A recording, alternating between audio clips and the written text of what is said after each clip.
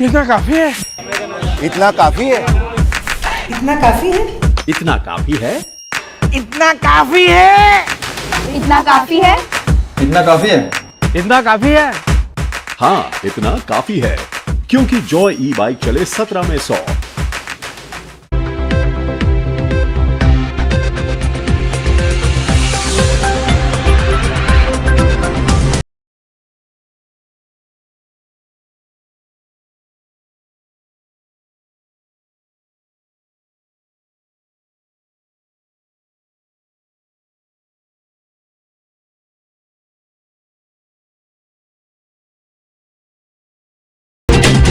नमस्कार, मैं हूं संजय सरवरिया और आप देख रहे हैं लकी डीसीएन न्यूज। तो खबरों की शुरुआत करने से पहले आइए एक नजर डालते हैं दिन भर की खास खबरों पर। करंट लगने से 2 की मौत, 1 घायल।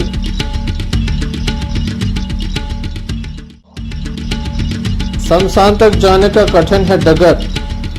अंतिम यात्रा के लिए घुटनों तक नाले के पानी को करना पड़ता है पार। स्कूल के खेल मैदान में भरा पानी, बाल बाल बचे शिक्षक और छात्र।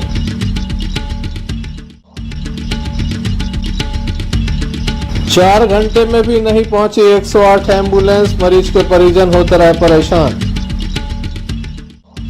ये थी दिन भर की कुछ खास खबरें। खबरों का क्रम विस्तार से। खबरों में सबसे पहले हम बात करेंगे करंट लगने की घटना की, जिसमें 2 लोगों की मौत हो गई। दमोह जिले के अरोरा जमुनिया से एक बड़ा मामला सामने है, जहां करंट लगने से एक मासूम की मौत हो गई, जबकि दूसरा जिंदगी और मौत के बीच संघर्ष कर रहा है। बताया जाता है कि काफी दूर से लंगर डाला गया था, डोरी में करंट था। लगातार पड़ोसी से मना किया जा रहा था कि इस तरीके से लाइट का उपयोग ना करें, लेकिन वही हुआ जिसका अंदेशा था। बताया जाता है मोहन पिता काशीराम आदिवासी नाम के एक मासूम की मौत हो गई है, जबकि दूसरा जिंदगी और मौत के बीच जूझ रहा है। ये जो मामला है वो जमुनिया से सामने आया है। अरोरा जमुनिया में ये घटना घटित हुई है। एक बच्चे की मौत हो गई है, जबकि दूसरा घायल है। घायल बच्चे को उपचार जारी है। वहीं पुलिस के द्वारा शव को पंचनामा करने के साथ एक बच्चे का पोस्टमार्टम कराया गया और शव परिजनों को सौंपा गया है। घटना बेहद ही गंभीर है। लंगर डालने से पूरा घटनाक्रम सामने आया है। आप देख सकते हैं कि मासूम की मौत हो गई, जबकि दूसरा जिंदगी और मौत के बीच संघर्ष कर रहा है। काफ़ी बड़ी घटना सामने आई। ग्रामीण अंचल में लंगर फंसाकर लाइट लेना कोई नई बात नहीं होती। एक स्थान की डीपी जलने पर दूसरे स्थान से तार को खींच लिया जाता है, लेकिन कोई सुरक्षा के इंतज़ाम नहीं होते। पहले भी कई घटनाएं सामने आई हैं, लेकिन लोगों ने इससे सबक नहीं लिया। एक मासूम की जान चली गई है। परिजनों का रो रो का बुरा हाल है। वहीं मामले की जानकारी अब पुलिस को दे दी गई है। पुलिस के द्वारा मर कायम कर संपूर्ण मामला जांच में लिया गया है।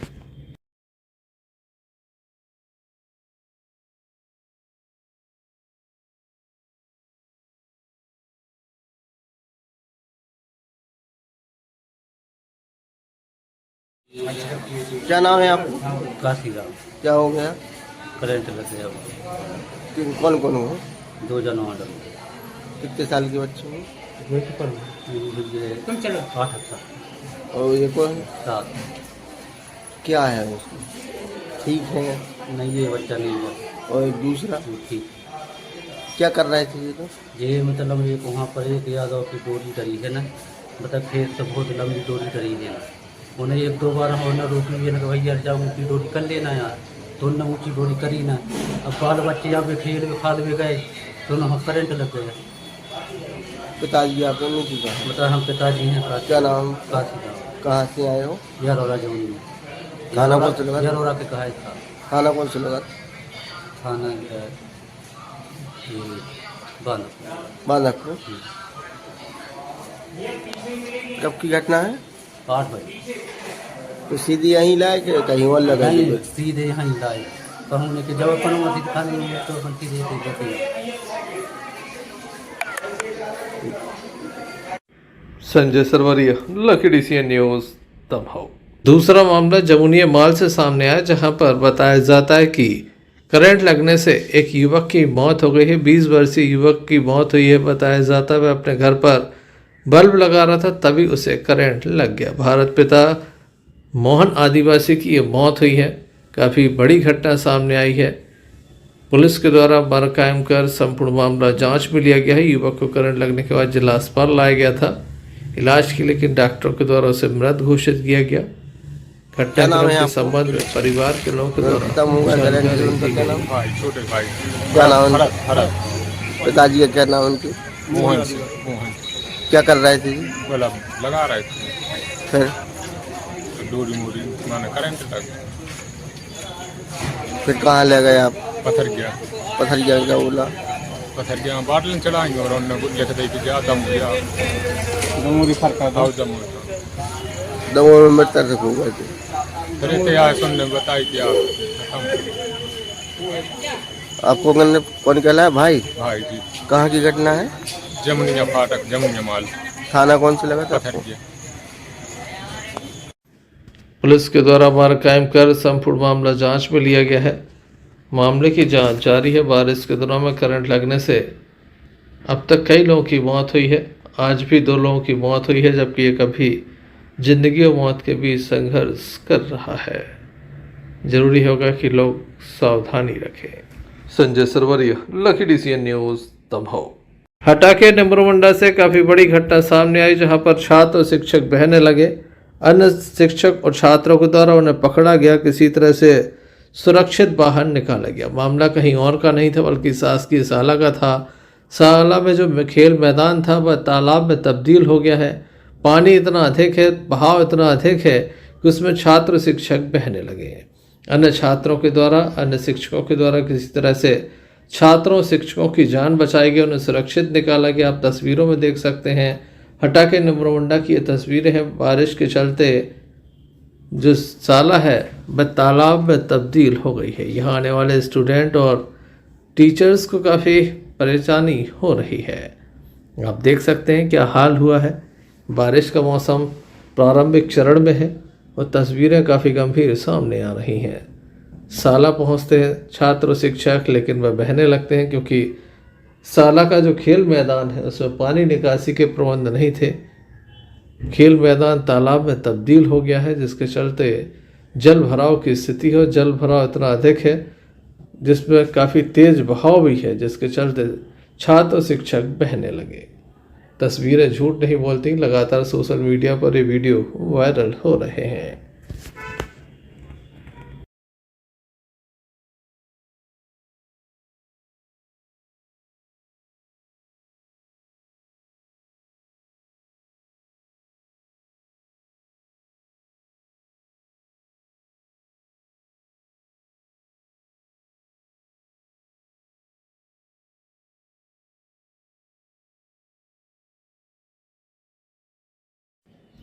हटा से भानु प्रताप सिंह की रिपोर्ट। दमोह जिले की जनपद जबीरा के ग्राम सिंग्रामपुर में अंतिम संस्कार के लिए गांव के लोग घुटनों तक भरे नाले को पार कर शमशान घाट तक जाने के लिए मजबूर हैं। ऐसी स्थिति के बाद सरकार के ग्रामीण विकास के दावों पर सवाल उठ रहे हैं। बरसात में ग्राम में किसी की मौत हो जाती है तो अंतिम संस्कार के लिए शव को ले जाने में मुश्किलें बढ़ जाती हैं और लोगों को नाले को पार करके अंत्येष्टि को जाना पड़ता है। सिंग्रामपुर गांव में कुछ ऐसी ही स्थिति आज भी बनी हुई है। अक्सर बारिश के दिनों में लोग नाले में घुटनों पानी को पार कर शमशान घाट तक जाते हैं और अपनों का अंतिम संस्कार करते हैं। सिंग्रामपुर ग्राम में लोगों ने मांग की है कि नाले पर रपटा पुल या स्टॉप डैम बनाया जाए, ताकि लोगों को कुछ ऐसी स्थिति का सामना न करना पड़े।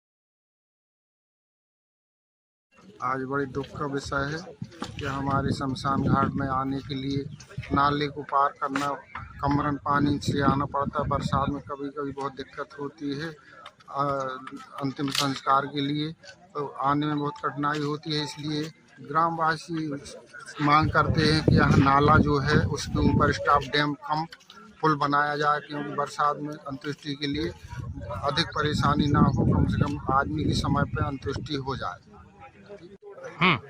इधर अंतिम संस्कार में आते समय रास्ते में बहुत दिक्कतें आती हैं, नदी पड़ती है, अगर बारिश ज़्यादा हो जाती है तो हम लोग आने में असमर्थ होते हैं। तो सरकार से मांग करते हैं कि इधर स्टाफ डैम या फिर पुलिया कुछ बनवाई जाए, जिससे हम अपने परिजनों को यहाँ पर अंतिम संस्कार के लिए अच्छे से ला सकें और अपनी क्रिया पूरी कर सकें। ये कितने सालों से देख रहे हैं आप यहाँ पर ऐसा? अभी जब से मैं बड़ा हुआ हूँ तो मैं तो देख रहा हूँ कि ऐसे ही आना पड़ता है। अभी आते समय हमारे बड़े पापा गिर भी गए नाली में आते समय, तो ये तो समस्या शुरू से जब से मैं बड़ा हो रहा हूँ। 3 साइड वगैरह भी नहीं है यहाँ पर? बस जो है आप देख ही रहे हैं सामने, कुछ भी व्यवस्था नहीं है इधर पे। Azam Khan, Lucky DCN news, Damoh. Junior Red Cross Society शाखा दमोह के द्वारा शासकीय उत्कृष्ट विद्यालय के हाल में 1 दिवसीय प्रशिक्षण शिविर का आयोजन किया गया, जिसमें जिले की सभी हाई स्कूल एवं उच्चतर माध्यमिक विद्यालय के रेड क्रॉस प्रभारी शिक्षक सम्मिलित हुए। डॉक्टर मनीष संगतानी एवं डॉक्टर नितिन कुमार सेन ने सभी शिक्षकों को प्राथमिक उपचार के बारे में प्रशिक्षित किया एवं जूनियर रेड क्रॉस सोसाइटी शाखा दमोह के प्रशिक्षक कृषि उपाध्याय विनय मोहन मिश्रा, दिलीप जोशी ने जूनियर रेड क्रॉस सोसाइटी द्वारा संचालित गतिविधियों के बारे में विस्तृत रूप से जानकारी भी दी गई। यहाँ पर डायरी, बैच, बेल्ट एवं प्रमाण पत्र का वितरण भी किया गया। जिला शिक्षा अधिकारी SK नेमा, SL अहरवाल, प्राचार्य आलोक सनोरकर एवं जिला रेड क्रॉस प्रभारी विवेक दत्त शर्मा ने सभी को संबोधित किया। इस अवसर पर बड़ी संख्या में आज क्या कार्यक्रम किया जा रहा है? Junior Red Cross society school शिक्षा विभाग द्वारा आज यहाँ पूरे जिले के जितने भी हायर सेकेंडरी हाई स्कूल हैं उनके प्रभारी शिक्षक हैं रेड क्रॉस के, उनका आज हम 1 दिवसीय प्रशिक्षण यहाँ करा रहे हैं। उसमें फर्स्ट एड बॉक्स और रेड क्रॉस से संबंधित अन्य गतिविधियों का हम उन्हें प्रशिक्षण देंगे, जिससे वो अपने विद्यालय में जाके उनको अच्छे रूप से संचालित कर सकें और जूनियर रेड क्रॉस की गतिविधियाँ जिला स्तर पर अच्छे संचालित हो सकें एवं ब्लॉक स्तर पर। आज जूनियर रेड क्रॉस समिति के माध्यम से एक सूचना शिविर आयोजित किया गया है, क्योंकि बहुत सालों से ये कार्यक्रम बंद था। हमारे जिला शिक्षा अधिकारी और कलेक्टर महोदय के राज से ये कार्यक्रम यहाँ हमने संचालित किया। इसमें विधिवत शिक्षा विभाग द्वारा एक समिति बना के और प्रत्येक स्कूल में रेड क्रॉस की गतिविधियाँ वार्षिक कैलेंडर के अनुसार हम कर रहे हैं। अभी हमारा ये सूचना शिविर है, इसके बाद हम शिक्षकों को 5 दिवसीय शिविर करेंगे। उसके बाद बच्चों के लिए भी विकास खंड स्तर पर रेड क्रॉस की गतिविधियों से और फर्स्ट एड से, क्योंकि फर्स्ट एड का ज्ञान बच्चों को और शिक्षकों को और आम जनता को होना चाहिए, क्योंकि जो भी दुर्घटनाएं होती हैं उसमें अगर फर्स्ट एड मिल जाए तो वो जान बचा सकते हैं। आए थे, क्या कुछ सिखाया है, क्या कुछ बताया? जूनियर रेड क्रॉस सोसाइटी की तरफ से अलग अलग स्कूल के शिक्षकों की एक फर्स्ट एड में ट्रेनिंग ऑर्गेनाइज की गई थी, जिसमें जिला चिकित्सालय की तरफ से हमने आके उनको फर्स्ट एड के बारे में बताया, फर्स्ट एड के स्टेप्स क्या होते हैं उनके बारे में बताया, और अलग अलग जो समस्याएं जैसे स्कूल जैसे सार्वजनिक स्थान पे जो अलग अलग बच्चों को समस्याएं आती हैं, उस समय उस परिस्थिति में क्या फर्स्ट एड देना चाहिए और क्या नहीं करना चाहिए, इसके बारे में उनको जानकारी दी गई और उम्मीद करते हैं कि वो अपने कार्यस्थल पे इसको लागू करेंगे और बहुत अच्छे से उसका क्रियान्वयन करेंगे।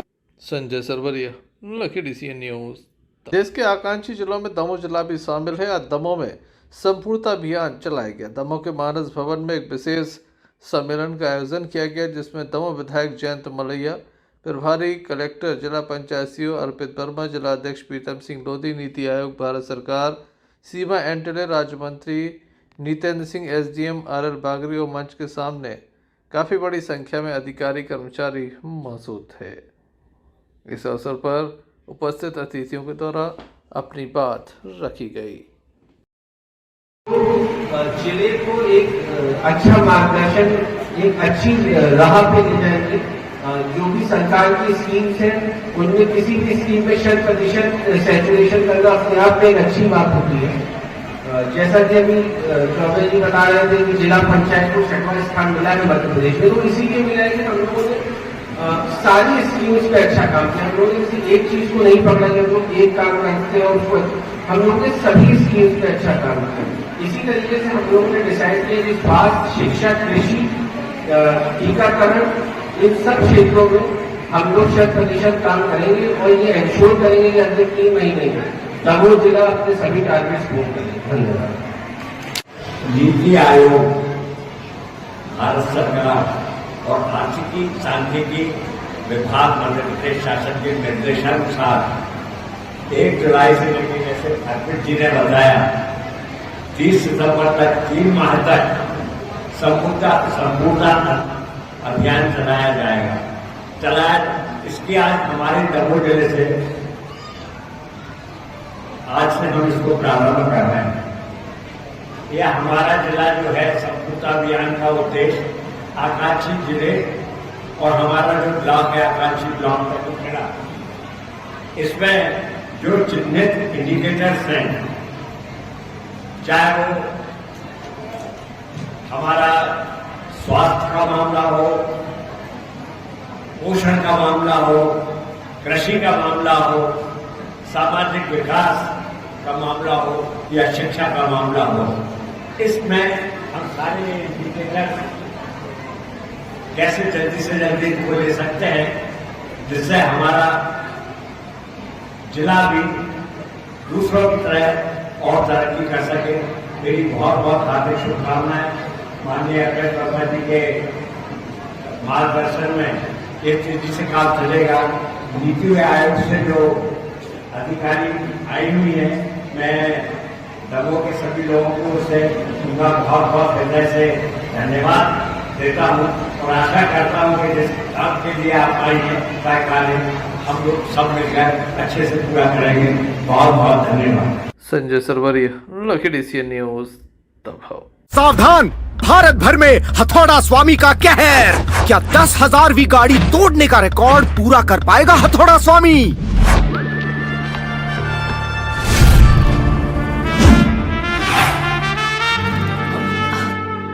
आप ही का इंतजार था। Presenting the all new me horse electric, just as you like. Extra large space और extra large comfort. Joint family वाले लगते हो? Perfect for you. Long drive and single charge. लंबे सफर के मुसाफिर भी लगते हो? Perfect for you. 60,000 किलोमीटर से ज्यादा की बैटरी लाइफ का जॉय ई-बाइक देती है वादा। सो मिस्टर, व्हाट्स योर फाइनल इरादा?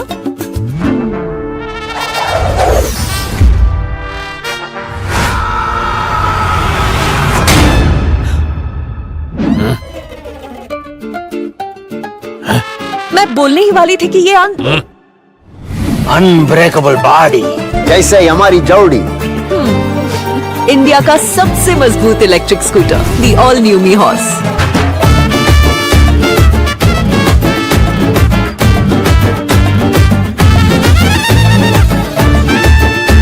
आपका जॉय, भारत का जॉय, जॉय ई-बाइक।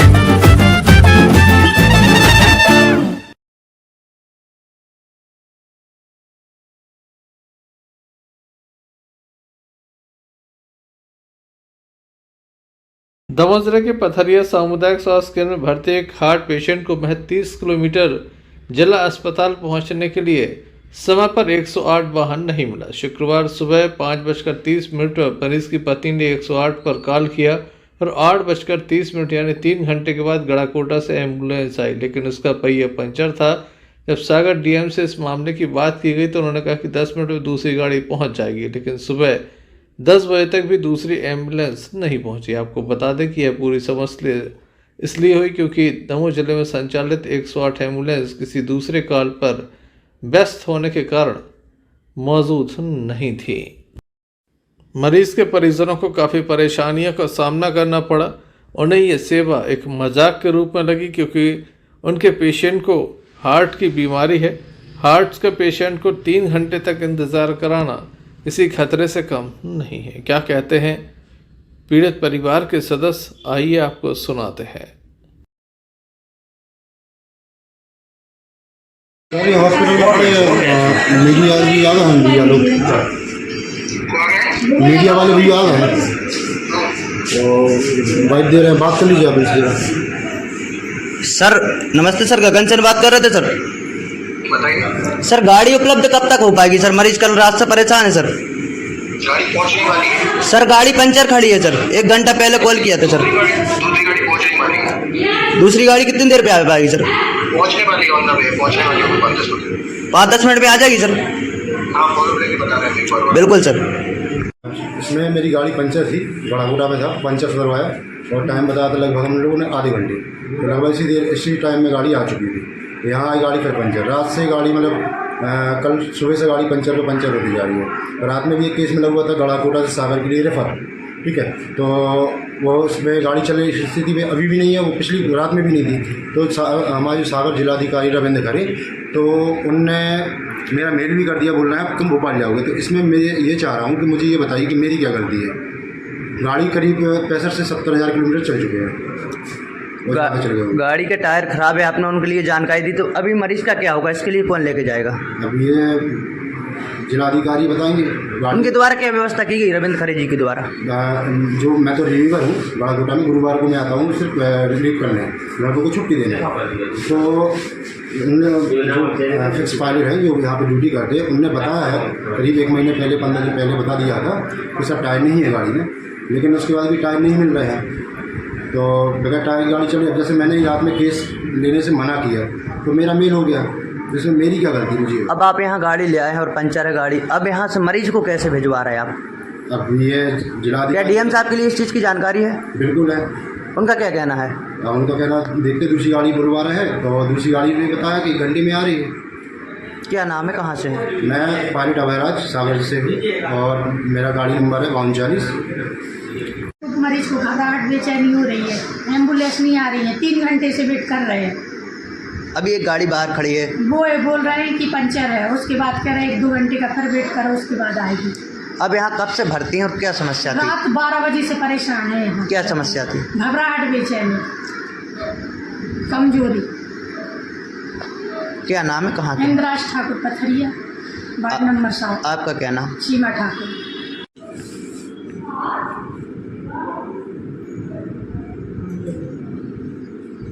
सिस्टर से बोलो कोई अच्छा व्यवहार, सिस्टर नहीं कर रहे, डॉक्टर नहीं कर रहे, कोई अच्छा व्यवहार ही नहीं करते हैं, सुनते तक नहीं है। एक व्यक्ति जो इंद्राज और सन ऑफ राम सिंह ठाकुर रात्रि में कुछ लगभग 12 बजे के आसपास आए थे, जो अल्कोहल के नशे में थे, उनको घबराहट हो रही थी, तो उनको यहाँ पर प्राथमिक उपचार किया गया। उपचार के लिए जो इंजेक्शन बॉटल जो उपचार होता है अल्कोहल के द्वारा नशे को निकालने के लिए किया गया, परंतु उनको सिस्टर से उपचार नहीं करवाना था, वो कोऑपरेटर नहीं हुए, तो इसलिए उनको रात को रेफर किया गया जिला अस्पताल दमोह के लिए, परंतु वह चले गए घर। इसके बाद वो सुबह फिर आए हैं और बहुत ज़्यादा इमरजेंसी में तो नहीं है, परंतु उनको उपचार के लिए दमोह के लिए रेफर पुनः किया गया। तो लेकिन किसी कारणवश 8 बजे आए, उनको एम्बुलेंस की उपलब्धि कराई गई, परंतु एम्बुलेंस नहीं हो पाई उपलब्ध। अभी तक उनको एम्बुलेंस उपलब्ध नहीं हो पाई, इनकी शिकायत है। मिला था 8:47 के, उसी समय में हमने हमसे बोल दिया था कि 1 घंटे में गाड़ी आपके पास अवेलेबल हो जाएगी। कहाँ से गाड़ी लेके आए, क्या नाम? गाड़ी लेके आए हैं गड़ाकोटा। डीएम साहब का कहना था 15 मिनट में गाड़ी उपलब्ध हो रही है, अभी लोग गाड़ी आ रही 10 बजे। तो एक्चुअली क्या है, जिस समय पे हम लोगों को गाड़ी उसमें मिली हुई थी, उस समय पे हमने 15 मिनट का डीएम साहब से भी बोला था कि 15 मिनट में हम लोग पहुँच जाएंगे। 1 घंटे बाद आ पाए यहाँ पे? एक्चुअली क्या है, गाड़ी हमारी केस पे थी। कहाँ पे थी? केस पे। कहाँ पे गए थे गाड़ी लेके? केस पे। जो दूसरा स्टाफ था वो था केस पे, ठीक है, तो वो केस पे थी। कितना समय लगता है गड़ाकोटा से पथरिया आने में आपको? नहीं, गड़ाकोटा से पथरिया आने में करीब 25 से 30 मिनट का समय। पथरिया से आफ्ताब खान की रिपोर्ट। श्री जागेश्वरनाथ कॉरिडोर बनाया जा रहा है, जिसको लेकर सर्व हिंदू समाज के द्वारा एक बैठक का आयोजन किया गया था। दमोह के जटाशंकर मानस भवन में इस बैठक का आयोजन किया गया था, जिसमें स्थानीय लोग मौजूद थे। भारी बारिश के बीच ये बैठक संपन्न हुई, जिसमें स्थानीय लोगों ने शिरकत की और अपने अपने सुझाव भी दिए। हाल ही में प्रदेश के संस्कृति मंत्री धर्मेंद्र सिंह लोधी के द्वारा भोपाल में विभाग के अधिकारियों की बैठक ली थी। साथ ही कॉरिडोर बनाने के लिए किस तरह की तैयारियां हैं उस पर भी विचार विमर्श किया था। इसके अलावा उनके द्वारा यहाँ पर किस तरह की रूपरेखा तय की गई है उसको भी प्रदर्शित किया गया था, जिसे उनके द्वारा देखा गया था। स्थानीय लोगों के द्वारा क्या सुझाव दिए गए, आइए सुनते हैं। जो कई बार सफोकेशन में कुछ मरीज होते हैं, कई बार कुछ चोट लग जाती है या कुछ स्थिति बनती है, इन लोगों को हम जल्दी से नहीं पहुंचा पाते हैं हॉस्पिटल तक, तो वो प्राथमिक केंद्र बहुत निकट कॉरिडोर उसके साथ उनको और भाग है जो उपयोग है, एक बंदे के पीछे भी है और एक पश्चिम दिशा में, वो तीनों द्वार का उपयोग हो रहा है। तो मंदिर कमेटी से चर्चा के बाद में ये तय हुआ है और अभी तक जो चर्चा हुई हिंदू समाज से थी कि 4 बार Sanjay Sarwaria, Lucky DCN news, Damoh.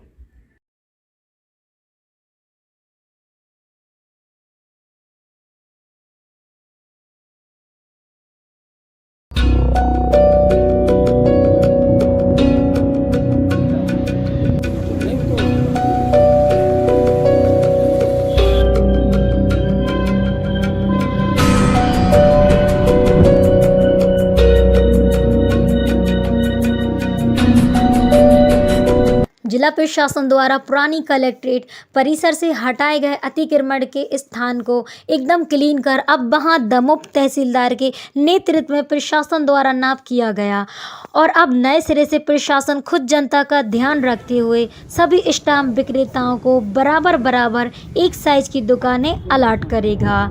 इसके लिए बाकायदा तहसीलदार मोहित जैन अपनी टीम के साथ नपाई करते देखे गए ताकि व्यवस्थित दुकान एक ही साइज की दी जा सके।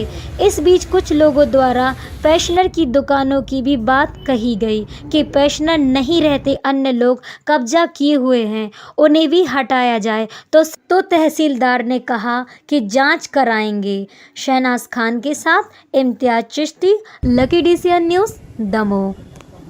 सरकारी जमीन है तो कोई सर आपने ये सब पता करके हटाया है ना? क्या ये तो सब पता कर लिया होगा आपने? हाँ। उसको पता करने में क्यों देरी हो रही? बाकी का जो अतिक्रमण है पेंशनर समाज का है, एसोसिएशन का, तो बात करेंगे अब उनसे। अच्छा, क्योंकि लोग सवाल खड़े कर रहे हैं और आपके सामने यार ये तो 3 टप्पर थे तो ये व्यवस्थित करना है। अच्छा, तो बड़ी उम्मीदें हैं आपसे?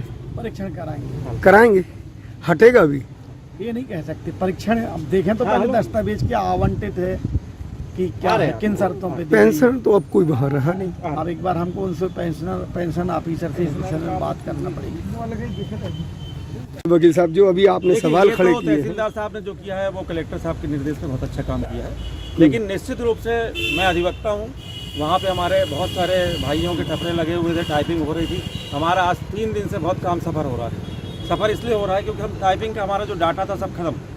मैं आज 3 दिन हो गए मैं टाइपिंग नहीं करवा पा रहा हूँ। दूसरी मुख्य बात कि जो सामने इंक्रोचमेंट सरकारी ज़मीन पे हुआ है तो उसके संबंध में तहसीलदार महोदय बोल रहे हैं कि उसकी भी जांच हो रही है। तो हमारा तो ये कहना है कि उसको भी निश्चित रूप से हटाना चाहिए, क्योंकि वो सरकारी ज़मीन पे है और पेंशनर समाज का वहाँ पे कोई है नहीं, वो किराए से दिए हुए हैं।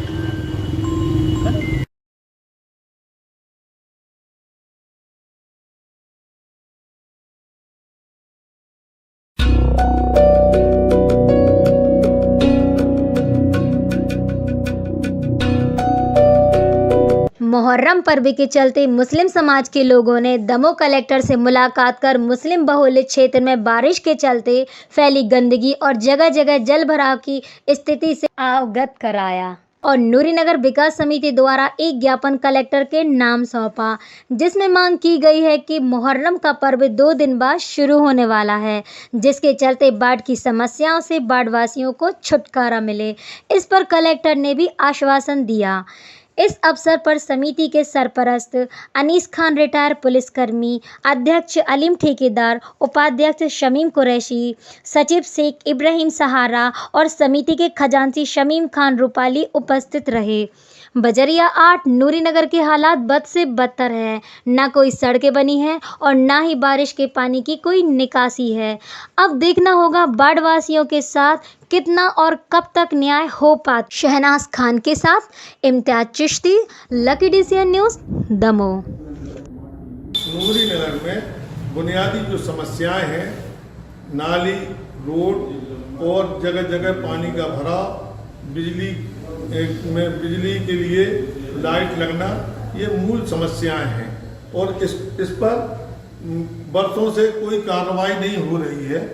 और अभी जो क्या बोलते हैं नल जल योजना के अंतर्गत पाइपलाइन बिछाई गई है, तो ठेकेदारों द्वारा उसी प्रकार से उसको खोद के डाल दिया गया है। इस संबंध में कई बार शिकायत भी की गई है, मगर कोई ध्यान नहीं दिया है। श्रीमान जी जिलाधीश महोदय ने हम लोगों को आश्वासन दिया है कि निश्चित रूप से आपकी कार्रवाई पूर्ण की जाएगी। कोई ध्यान अभी तक नहीं दिया गया है और ये हमारा मुहर्रम का पर्व 2 दिन बाद चालू होने वाला है।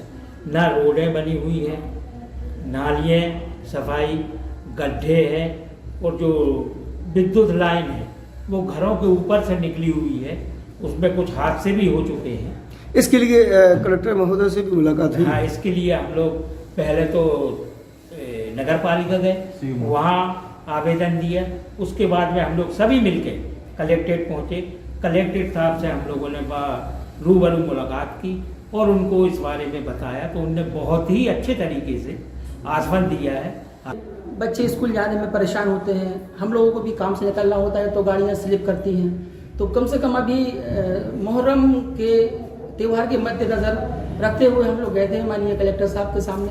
उन्होंने बड़ा रिस्पांस दिया है और हम लोग से कहा भी है कि आप लोग के जो काम है वहाँ के करा दिए जाएंगे, क्योंकि मुहर्रम का पर्व 10 दिन तक चलता है और उसमें महिलाएं बच्चे रातों में घरों से निकलते हैं, जाते हैं। तो अगर माननीय महोदय इस काम को हमारे वार्ड को और नूरी नगर को काम करा देते हैं तो उनके लिए बहुत बहुत धन्यवाद। जितनी भी समस्याएं संबंधित विभाग के लोगों को उन्होंने बताया है कि व्हाट्सएप करके सूचना कर देंगे ताकि आपकी समस्या का निदान हो सके। सर, आज मुस्लिम समाज के कुछ लोगों ने भी ज्ञापन दिया है बाढ़ की समस्या को लेकर, त्यौहार आ रहा है उनका। ये ज्ञापन मेरे पास प्राप्त हुआ है, जो बेहतर व्यवस्था हो सकेगी हम सभी जगह कराएंगे, जो हम सभी त्योहारों के लिए कराते हैं। विशेष न्यायाधीश पास्को एक्ट के द्वारा एक महत्वपूर्ण निर्णय दिया गया है, जिसमें एक नाबालिग को एक युवक भगाकर ले गया था, जबरन उसके साथ गलत काम भी किया था। माननीय न्यायालय में ये प्रकरण विचाराधीन था। आज इस पर अपना अहम फैसला सुनाते हुए माननीय न्यायालय के द्वारा आरोपी को आजीवन कारावास की सजा सुनाई है।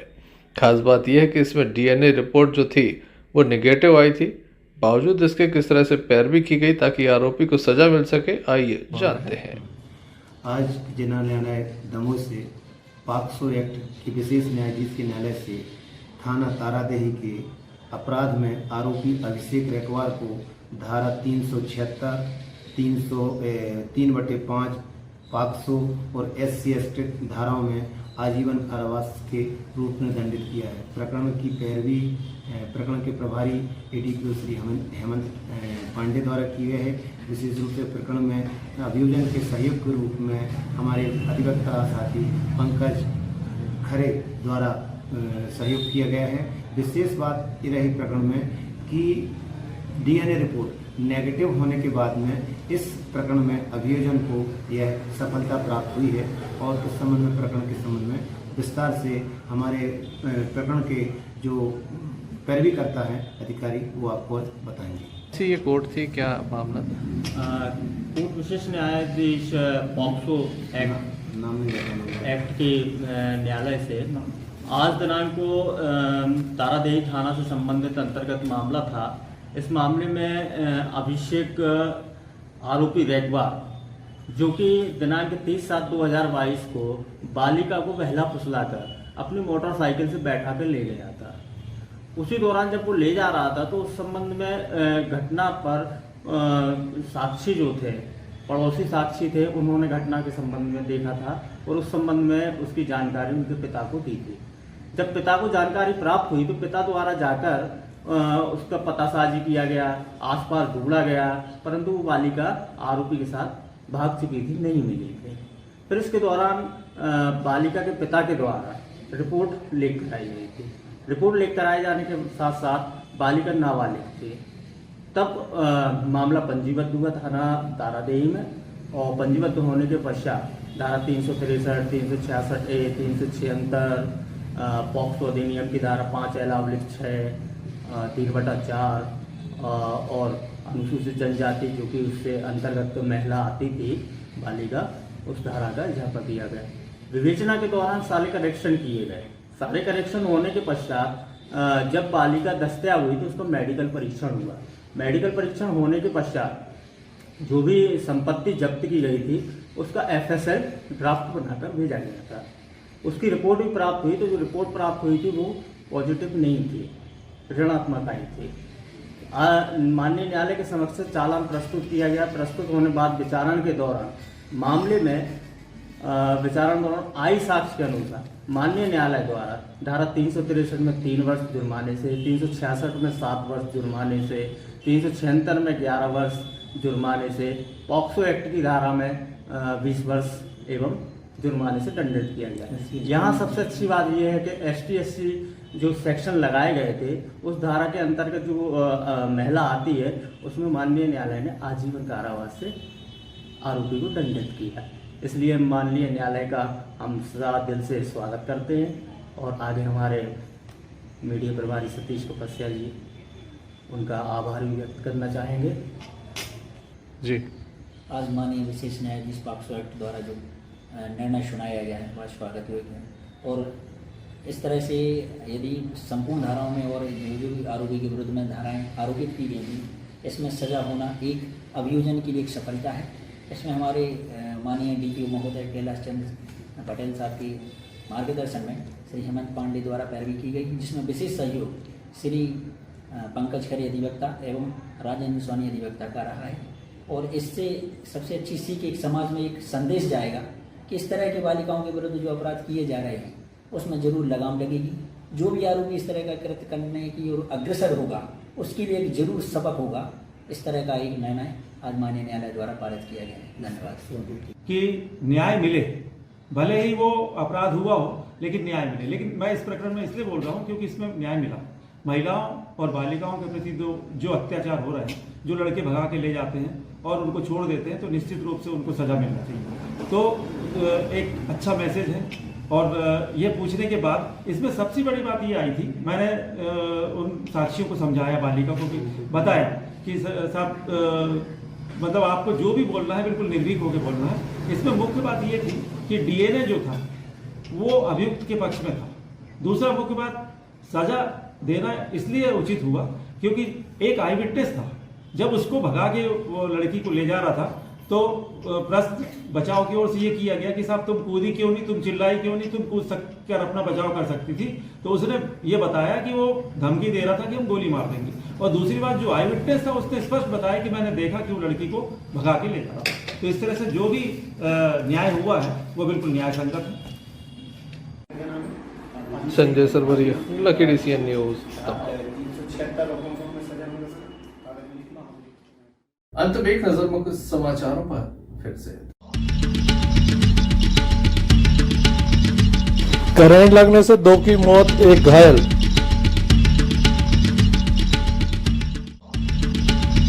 शमशान तक जाने का कठिन है डगर। अंतिम यात्रा के लिए घुटनों तक नाले के पानी को करना पड़ता है पार। स्कूल के खेल मैदान में भरा पानी, बाल बाल बचे शिक्षक और छात्र।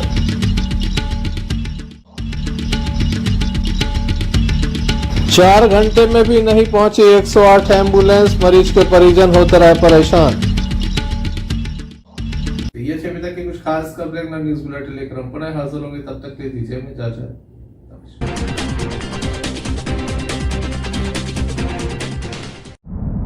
क्यों ना हम साथ चले, साथ चले, साथ बढ़े, साथ बढ़े। देश मेरे साथ चले तुम। आपका जॉय, भारत का जॉय, जॉय ई-बाइक।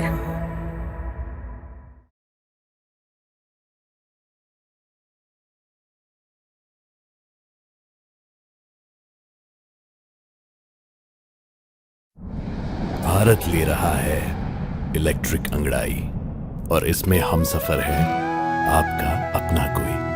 जो ले जा रहा है आपको अपनी मंजिल की तरफ। आज है उठा कदम जो छू लेगा कल की ज़मीं, गर साथ चले हम सफर बन साथ चले।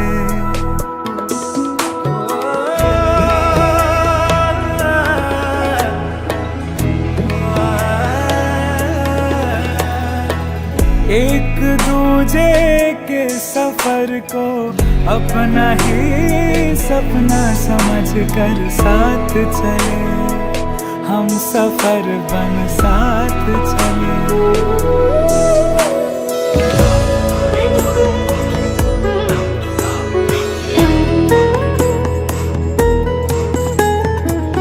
जिंदगी तो दो किनारे जोड़ने का सिलसिला है, कभी अकेले चलते चलते क्या मिला है। क्यों ना हम साथ चले साथ चले, साथ बढ़े देश मेरे साथ चले तुम हम, साथ चले तुम हम। देश को ले जाए नई दिशा की ओर, आपका जॉय भारत का जॉय, जॉय ई बाइक।